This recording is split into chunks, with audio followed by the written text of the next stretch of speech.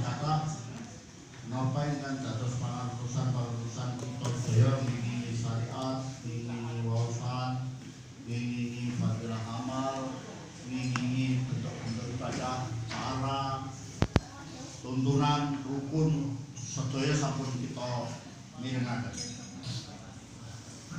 Dene walaupun sampun sedaya kita mirengaken, innallaha mahalul khata' wa nisyan. Nanging delalah awake dhewe itu memang diciptakan sebagai dening Allah Subhanahu wa taala wong sing lali lan nggon salah. Niku hikmah besar awake dhewe diciptake Gusti Allah nggon lali karo nggon salah. Nek awake dhewe umpama diciptake Allah Subhanahu wa taala ora nggon salah, ora nggon lali, mumet sambina mikir sejarah awake dhewe men. Malah awake dhewe puyeng mikir sejarah zaman cilik nganti tekan gedhe, mikir salate awake dhewe ben pira nganti cilik tekan gedhe. Akhire saung luwih tuwa malah luwih muka ibadah. Mergo sing eling-eling ibadahe zaman cilik sing mesti ibadah. Nanging sebaliknya sementara ugi. Jadi Allah pun menciptakan semuanya serba bermanfaat. Sehingga ada kata-kata innallaha yuhibbut tawwabina wa yuhibbul mutatahhirin. Gusti Allah ku seneng wong sing resik-resik awake. Wong sing seneng tobat lan sing seneng njaluk ngapura. Oh, itulah. Begitulah Allah Maha Kuasanya. Sehingga menciptakan perputaran manusia itu lupa baik itu lupa pelajaran deben, lali wawasan deben, sehingga wawasan si deben dibaleni meneh ya tetap baik delalah kelingan sehingga ben belum ngerti sehingga ben belum jelas lan dene wonten dalu punika gandeng wong menali karo men salah punika sebetulnya namung ngulas hal-hal terdahulu, ngulas barang-barang sing wis kebacut. Nanging wonten tambahan segede bilih Nabi Muhammad sallallahu alaihi wasallam itu adalah jiwa dan kepribadian Rasulullah sallallahu alaihi wasallam adalah seorang yang zuhud dunia.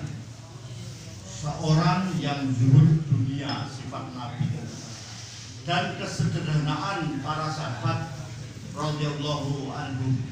Dalam buku cerita bagi bawasaken zuhud dunia niku suatu pikiran dan kejiwaan yang mengabaikan tentang keistimewaan dan kesaktian dunia lan rodo nglirwake dunia, rodo nglirwake ngegung-egungke dunia, rodo pikiran kita terlalu panik terhadap dunia.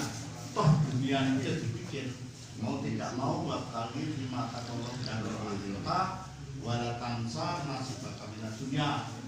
Boleh ana akhirat kuning ojo lali karo dirimu. Kesimpulannya seperti itu. Jadi semuanya berkaitan. Namun badhe kula wasaken sifat kesederhanaan, kezuhudan Nabi dan para sahabat dalam sebuah hadis yang diceritakan. Satu, Rasulullah Shallallahu Alaihi Wasallam menolak tawaran gunung akan dijadikan emas. Nabi itu menolak gunung Uhud jadi emas. Nabi itu menolak. Jadi baginda Rasulullah Shallallahu Alaihi Wasallam telah menawariku gunung-gunung Mekah akan dijadikan emas. Aku berkata, ya Allah, Allah yang menawarkannya. Aku lebih suka makan sehari-hari dan lapar pada hari esoknya. Jika aku lapar, aku dapat merengek-rengek kepadamu ya Allah.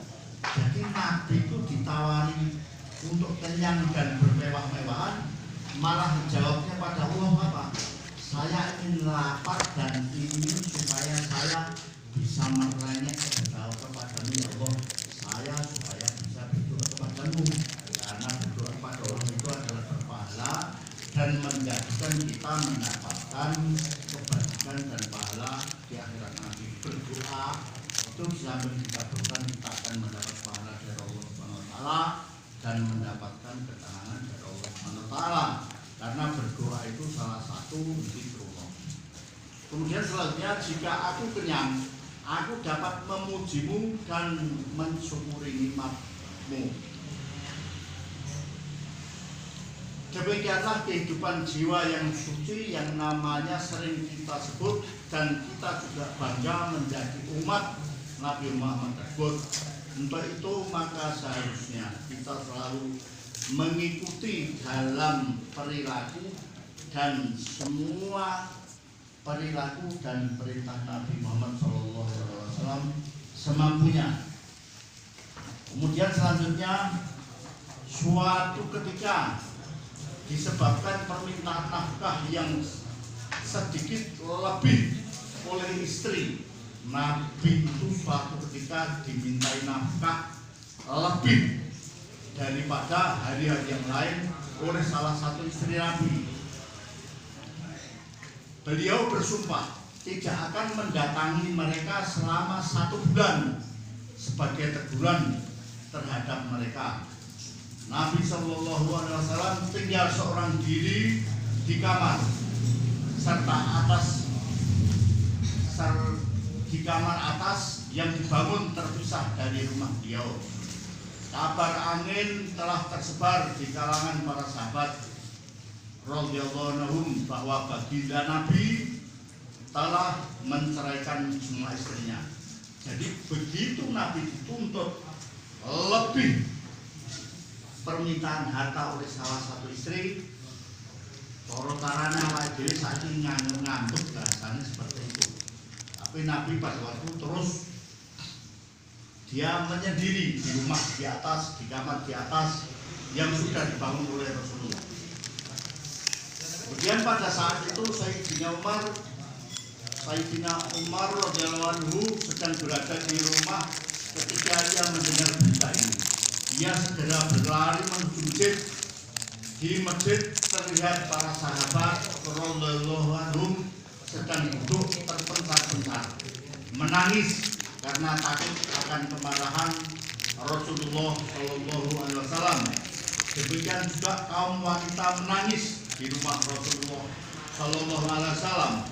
Mereka Sayyidina Umar segera menemui putrinya, yaitu Sayyidina Hafsah radhiyallahu anha.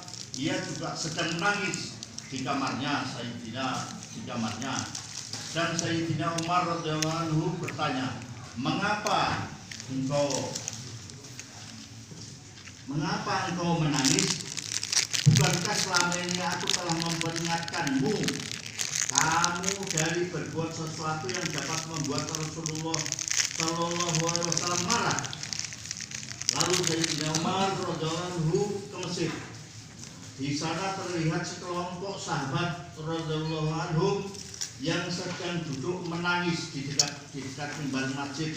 Kalau yang pernah ke masjid itu nangisnya di dekat mimbar Rasulullah Shallallahu Alaihi Wasallam yang sekarang di Raudhah, antara Raudhah dan rumah, di situlah tempat mimbar Nabi Muhammad SAW, yaitu antara perbatasan Raudhah. Saya sendiri juga belum tahu, tapi disitulah kira-kira para sahabat pada waktu itu duduk. Kemudian ia pun ikut duduk bersama mereka sejenak, namun kesedihan yang mendalam membuatnya tidak dapat duduk. Lalu ia bangun dan berjalan mendekati kamar Rasulullah SAW melalui perantara seorang hamba sahaya, Sayyidina Robah itu sahabat Rasulullah SAW, tukang ladang, di mana dia taklaknya sekarang dari surga. Suaranya Rasulullah SAW waktu itu mendengarkan suara taklak Robah itu terdengar di surga seperti Isra Mi'raj, karena memang Robah itu orangnya paling taat pada Allah. Kemudian mereka yang duduk di tangga kamar Rasulullah SAW yang meminta izin untuk masuk. Sayyidina Robah selaku sekretaris sekretaris zaman sekarang kita sebut, tapi waktu itu sebagai pengawal dan pengaman Rasulullah, meminta masuk untuk memintakan izin Sayyidina Umar radhiyallahu anhu, tetapi beliau sama sekali tidak menjawab. Rasulullah dimintakan izin robah pun sampai tidak diberi izin oleh Rasulullah, karena Rasulullah dalam keadaan marah tadi masih ada di kamar bagian atas. Kemudian Sayyidina Robah radhiyallahu anhu kembali dan memberitahu hal ini kepada Sayyidina Umar. Saya telah menyampaikan, namun beliau tidak menjawabnya. Sayyidina Umar radhiyallahu anhu pun putus asa dan kembali duduk di samping mimbar. Namun tidak bisa duduk dengan tenang karena tidak diberi izin oleh Rasulullah setelah Robah sebagai pengawalnya meminta izin Umar untuk menghadap Rasulullah. Pun sampai kedua kalinya pun juga tidak diberi izin karena Rasulullah SAW, bahasa sekarang sebetulnya Rasulullah itu lagi tafakur, lagi zikrullah di ruang atas karena kemarin ada salah satu istrinya yang meminta jatah harta lebih. Kemudian berapa lama kemudian dengan perantara Sayyidina Robah radhiyallahu anhu, Sayyidina Umar radhiyallahu anhu kembali mencoba meminta izin untuk menemui Nabi Shallallahu Alaihi Wasallam. Demikian hal itu berulang sampai 3 kali dan semuanya tidak mendapatkan jawaban dari Rasulullah. Di kali yang ketiga inilah ketika Sayyidina Umar radhiyallahu anhu akan kembali, Sayyidina Robah memanggilnya dan berkata, sekarang kamu diizinkan masuk oleh Rasulullah Shallallahu Alaihi Wasallam. Sayyidina Umar radhiyallahu anhu memasuki kamar Nabi Shallallahu Alaihi Wasallam yang ketiga kali itu. Ia melihat Nabi Shallallahu Alaihi Wasallam di dalam kamar atas itu sedang berbaring di atas sehelai tikar. Pada waktu itu tikar itu dibuat dari daun kurma itu, tanpa alas kain sedikit pun. Jadi Rasulullah pada waktu didatangi Umar yang 3 kali cuma tidur di atas helai tikar dan tidak beralas sehelai kain pun, sehingga bulatan tikar itu terlihat jelas di badan Nabi Muhammad SAW, orang yang paling suci waktu itu. Beliau berbantalkan kulit binatang yang berisi serabut kurma. Jadi bantalnya Rasulullah SAW pada waktu itu sebulan 40 hari itu cuman dari dia beralaskan tikar tadi dan bantalan kulit sing diisi serabut kurma. Beliau berbantalkan kulit binatang yang berisi serabut kurma tadi. Sayyidina Umar radhiyallahu anhu bercerita, aku memberi salam kepada Rasulullah Shallallahu Alaihi Wasallam yang pertama kali. Yang aku tanyakan kepada beliau, apakah Tuan telah menceraikan istri-istri Tuan? Beliau menjawab tidak. Jadi Umar ketemu Nabi sudah beberapa hari tidak keluar dari kamar, ditanya oleh Umar, apakah kamu menceraikan istri-istrimu? Tidak. Selepas itu untuk menghibur hati Rasulullah Shallallahu Alaihi Wasallam, aku berkata, ya Rasulullah, kita kaum Quraisy selalu menguasai kaum wanita kita. Tetapi ketika tiba di Madinah, mereka melihat kaum lelaki Ansor dikuasai oleh para wanita-wanita mereka, sehingga wanita-wanita kita pun terpengaruh oleh mereka. Setelah itu aku bercerita beberapa ucapan yang membuat Rasulullah SAW tersenyum cerah. Aku memperhatikan semua perabot di kamar Rasulullah SAW ada 3. 1, ada 3 helai kulit yang belum disamak. Kemudian ada segenggam gandum kasar di salah satu pojok kamar. Terus kemudian aku melihat semua penjuru tempat itu, dan aku tidak menjumpai benda lain selain benda-benda tadi. Kemudian Rasulullah SAW, mengapa kamu menangis? Jadi Umar bin Khattab melihat keadaan kamar Rasulullah seperti itu, adanya cuman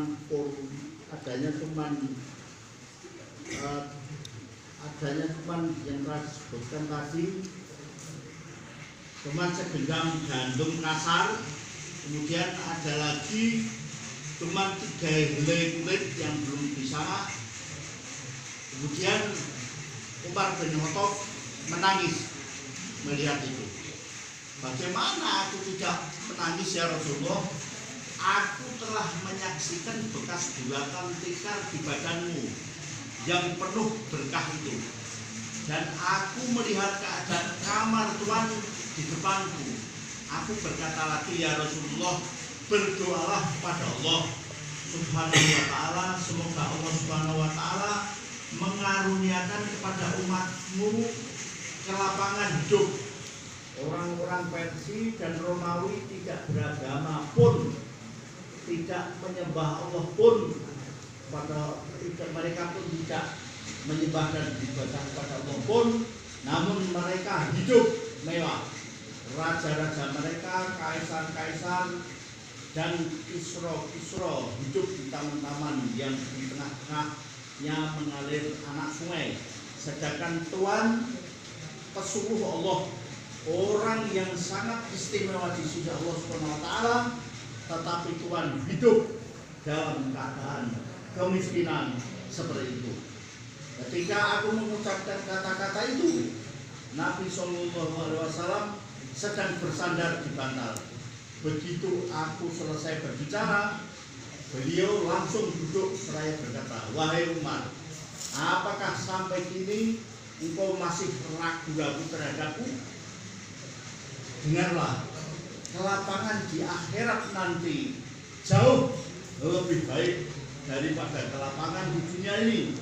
Orang-orang kafir itu mendapatkan kesenangan dan kemewahan hidup di dunia.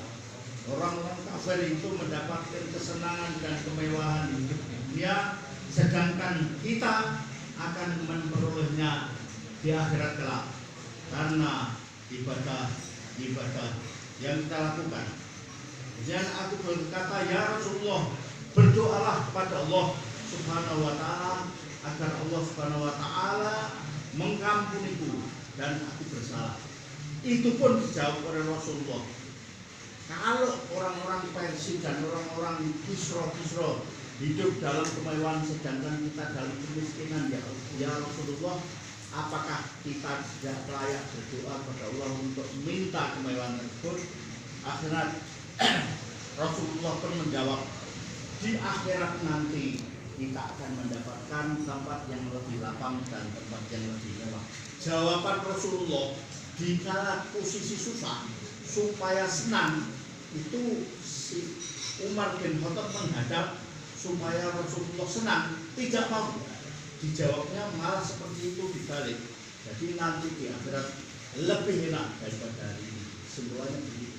Jadi Rasulullah SAW adalah pemimpin dunia dan agama sekaligus utusan Allah Subhanahu wa ta'ala. Tetapi beliau tidur di atas helai tikar tanpa dilapisi apapun yang menyebabkan ada gulatan, garisan di badannya. Kita juga mengetahui keadaan kerabat di rumah beliau, tetapi ketika ada orang yang meminta beliau berdoa minta kelapangan, beliau malah memperingatkannya, orang yang mengingatkan untuk dapat tadi bahwa Nabi tidak pernah akan berdoa untuk kenikmatan dunia meninggalkan akhirat.